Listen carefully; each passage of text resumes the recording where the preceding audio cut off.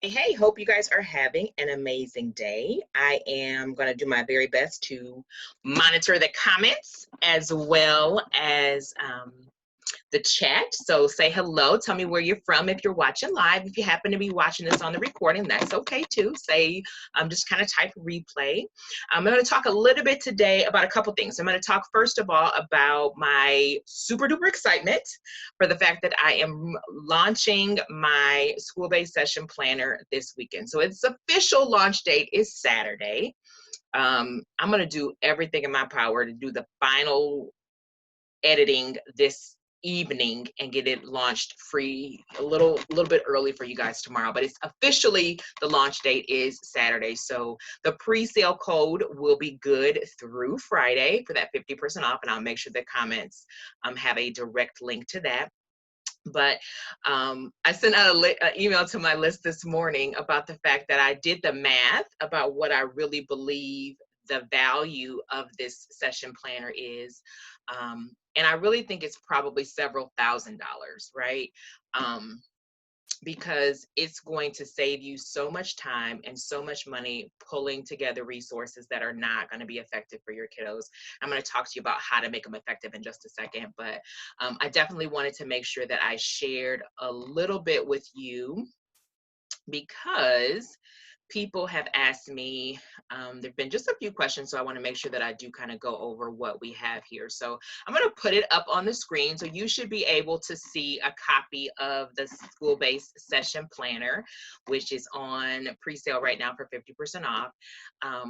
This is one page of multiple pages. So there is officially 12 categories of school-based problems, okay? So these are problems that might come into your office as a school counselor, a school social worker, a school mental health provider. These are problems, so something, problem might be student has a strained classroom, has strained classroom relationships, or students avoiding social interactions, right? So those are the problems that would come in. I have written out a goal for you. So if you have to do a treatment plan, here's a goal for you to put into your treatment plan. I know sometimes we have to do treatment plans updates on a monthly basis or a quarterly basis. Then I have those treatment plan goals right there for you. But then I have classroom resources and accommodations. And so these resources and accommodations are the things that you might ask a classroom teacher to do. These are the things that you might suggest a classroom teacher do. These are the things that you might recommend for a 504 or an IEP. Some of these do have links to different resources that you can use. Others of them are just suggestions. You can use them both as like a little bit of a checklist, like, have we tried this? Have we tried this? Have we tried that? But you can also say like, hey, you work on this and I'm going to be working on this, right? And so these are the resources. And so there for each category, there is at least 10 problems, right? And there's at least 10 goals. There's at least 10 classroom resources or accommodation suggestions. And then there is the resources that are for you, the school counselor, school social worker, school mental health provider, right? And so these are everything from a link to a video, and some of the videos that I have in here, guys, are private links, meaning that you will not be able to search YouTube and find them because they are direct links from a website that you can, so you cannot search and find these videos on YouTube. Some of these are worksheets. Some of these are full lesson plans. So there's a variety. They can be used for individual. They can be used for group work. So it is pretty robust. I also have a sheet of kind of foundational tools, and I'm going to add a few more things to this. So these are just templates and guides that I think are really foundational. And then the last page, so there's 14 tabs worth of resources on this school-based session planner. 13 of those tabs are 100% free. That means that the most you'll have to do is put your email address in to get access to these resources. But whenever possible, I have also direct linked to the resource. But then I also have some paid resources at the end. So I call these the bonus material. So if you are looking for something, you have like, hey, I got a few dollars to spend, or hey, I do have a little bit of money in my budget. These are some things that you can say, hey, yes, I definitely want to order these. So I have direct links to, Amazon.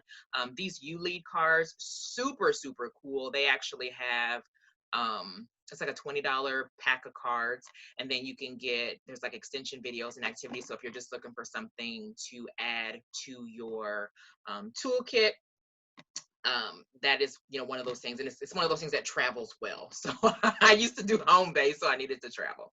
So that is the school-based session planner. Okay, so wanted to talk to you guys about that.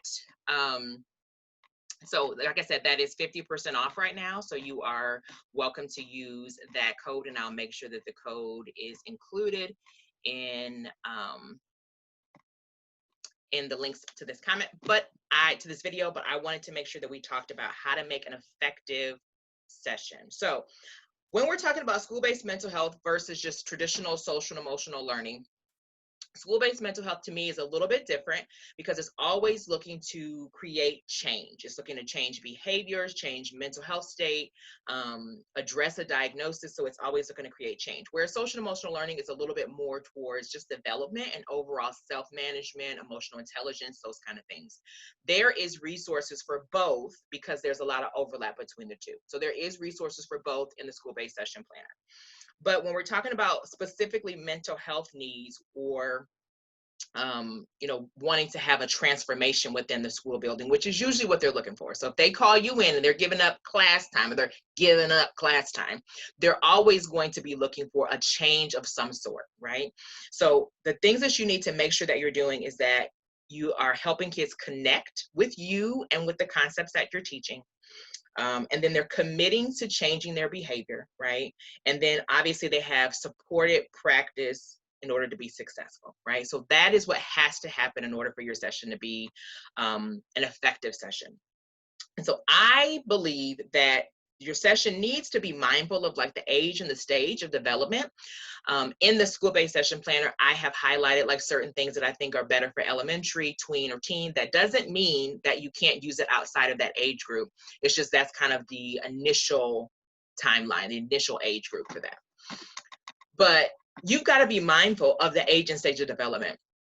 If you have a kid who's asynchronously developed, they have been through some trauma and they are physically 15 years old, but they're emotionally 11, you can use an elementary worksheet with that kid, right? You got to make sure that you know your students, and that's why that connection piece is important. But you want to be mindful of the age and stage.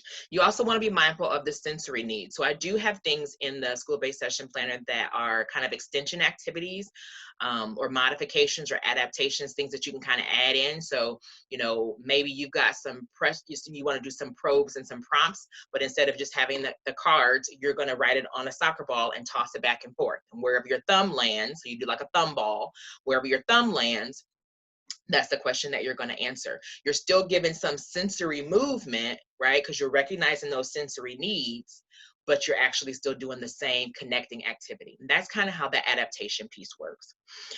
Your session structure is going to be similar. You're going to, you know, most of us have like that opening, you know, that connection, you know, the kind of the exploring or providing access to the topic. And then we want to make sure that we are giving some practice, and we want to have some type of a closing. How you check for a knowledge or skill acquisition might happen in that session. It might happen after the session, but all of that needs to be a part of having a really productive session. The other thing you want to make sure is that you include plenty of observation. So if you are doing notes or you're having to give like update your treatment plans or do your session notes, you want to make sure that you're doing lots of observation, giving some good probes and some good prompts, and then giving lots of reflective listening and showing lots of empathy. So all of that goes into the session, and all of that is the stuff that you bring to the stuff that I have on the school-based session planner, okay? But there's 4 types of activities that are on this planner. And there's 4 types of activities that I really think if you incorporate all 4 of these, and not necessarily in the same session, but you've got to incorporate all 4 of these over the course of treatment to truly lead to that transformation and that change, okay? So the first one I'm going to talk about is explore and identify. So this is where you're really getting curious about a situation, really looking at barriers, looking at, you know, key points of a concept. You really are just kind of looking, and you're giving the kids a chance for their brain to start kind of exploring, right? You're getting the wheels turning. This is helping to make that personal connection to what you're teaching. Sometimes that can happen with the worksheet. Sometimes that can happen with the video, right? So I might watch a video about somebody talking about, some kids talking about a particular problem and think like, oh yeah, I have had that. I found one last week about healthy relationships for teenagers, right? So you are trying to teach this teen girl that her relationship is really unhealthy. She's in love with him. She can't see it, right? But she might be able to watch a video about somebody else and kind of write down some things and explore that. And well, yeah, then she can get to the place where she can kind of identify if that's happening in her own life. But that process begins by seeing it, right? So this is exploring and identifying.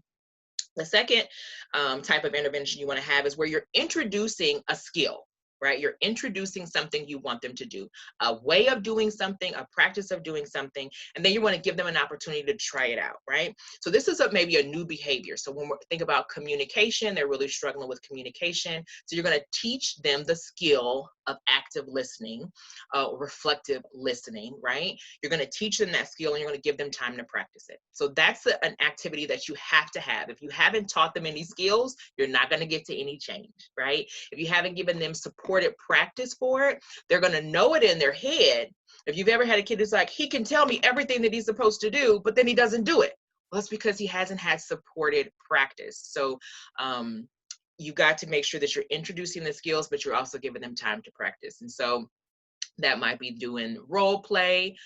That might be having them write their own lesson or write their own type of activity, but you want to have introduction and practice of particular skills or behaviors. So number 3 is you want to review and reflect, right? So you want them to be able to review and reflect on themselves.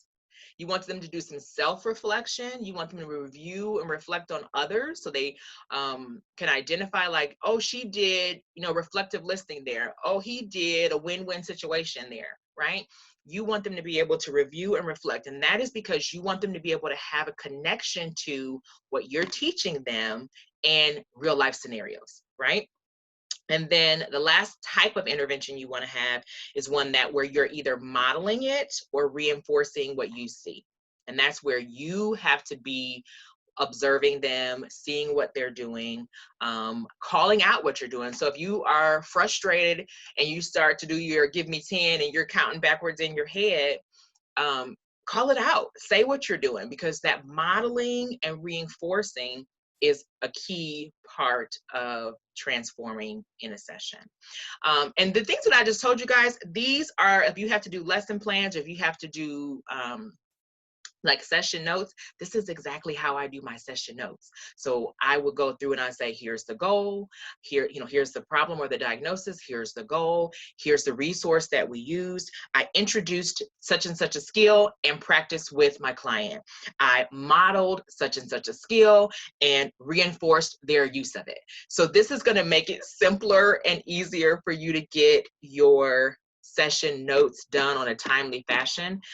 When I was working home base, that was one of the things. It's like by the time you get home at the end of the night, the last thing you want to do is, is do your notes. But when you're working with DCS, you've got like, I think 24 to 48 hours, depending on what your contract is, to get those notes in, even though they're not going to look at them that fast, but you have to do it, right?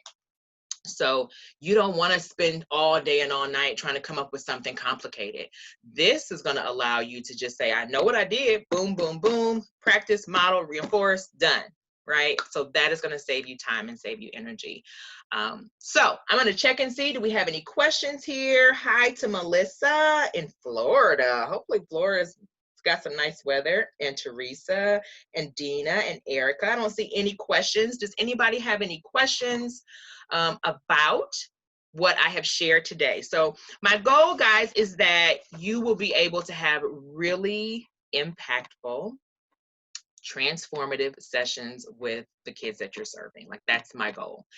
But I also want you to have a life. So I don't want you spending all weekend and all night trying to find the best resources. So I have put those together for you to make sure that you are able to connect to kids, get them to commit to change, and then actually practice and succeed. So I'm going to come back and drop the link to the school-based session planner under this video.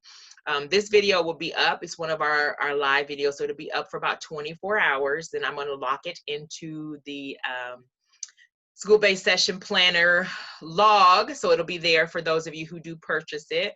But I hope everybody will get a chance to take a peek at it before that as well, because I want you to be able to implement some of these things. And if you have specific questions, guys, if you ever have specific questions about a kiddo or a particular situation, or hey, I don't know what to do about this behavior or that behavior, please, please, please feel free to send me a message. Feel free to send me an email. And I am happy to kind of present that in a neutral way, like in a de-identified way to the rest of the group to get some feedback. But I also would love to point you in the right direction of a resource as well. So feel free to use this group to get the support that you need to do the work that you do, because it is so, so important. And hopefully you guys are having a great Thursday and not using your entire lunch to listen to me. And I will check in with you again. I'll probably check in tomorrow, do a quick live just to answer any questions that maybe I didn't answer today or that didn't come up today. Teresa said, do we have any yeah, so Teresa, that was really interesting. Teresa says, is there any alternative activities like not passing the ball? So that I thought was really interesting. So a lot of the activities that I found definitely are not COVID friendly. So a few of them I did put on the sheet, but I think one of the ways that you make it COVID friendly is you can have one ball, right? That's, you know, if you're with a student, right, and this is their ball, you can have on gloves and you're passing the ball to them. So if it's an individual session, I think that still fits, right? I think the challenge maybe, like I used to do Jenga, I think that might be okay, because if the student is only able to touch one item at a time, you would have to put the Jenga table, you know, like the Jenga on the table, maybe in a centralized location. They could walk up, so there wouldn't be two people in front of the Jenga at a time. There is Jengas that you can buy that have questions and kind of probes and prompts already written on them. I always wrote my own on my Jenga, but that's an option.